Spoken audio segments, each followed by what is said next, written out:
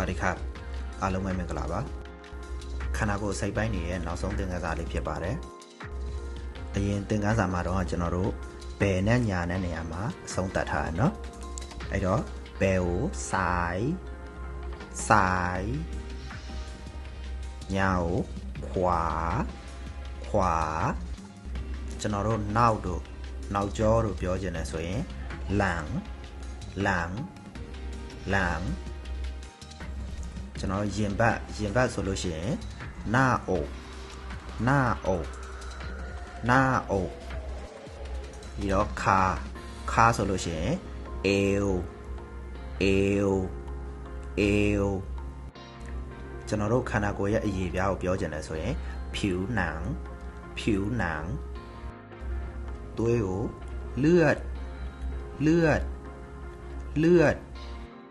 အကျော်ဆိုလို့ရှိရင်เอ็น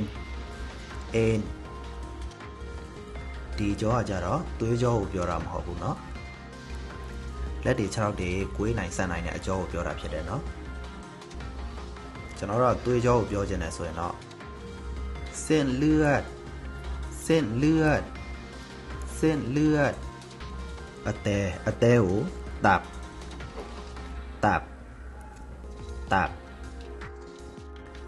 အဆုတ်ကို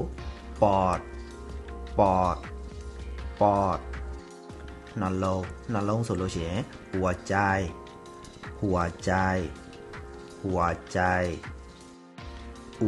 อูဆိုလို့ရှိရင်ไส้อูအသေး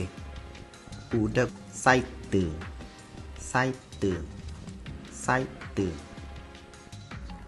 ကြောက်ကပ်ကိုတိုင်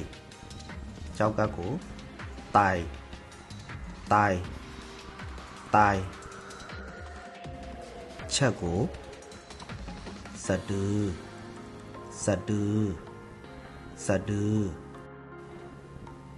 ကျွန်တော်တင်ပါကို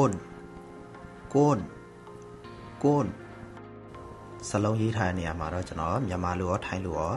တမန်တက်လွှဲပြီးတော့မှားပြီးတော့ရေးပေးထားတယ်เนาะပြီးတော့ကျွန်တော်တို့ပေါင်ဆိုလို့ရှိရင်တွန်းขา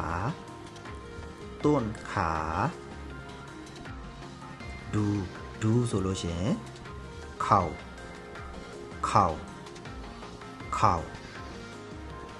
ခြေထောက်ဆိုလို့ရှိရင်တော့ขา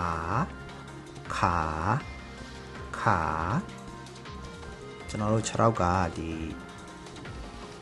ခြေချင်းဝတ်လို့ခေါ်လာမသိဘူးเนาะအဲ့နေရာကိုข้อเท้า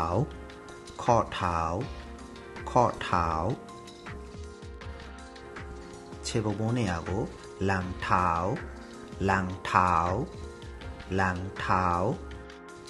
ခြေဖနှောက်ဆိုလို့ရှိရင်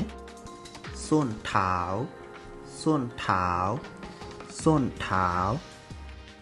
ခြေဘဝကိုฝ่าเท้า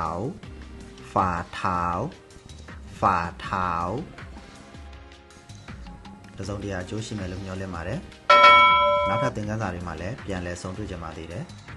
ขอให้ทุกคนโชคดีครับสวัสดีครับ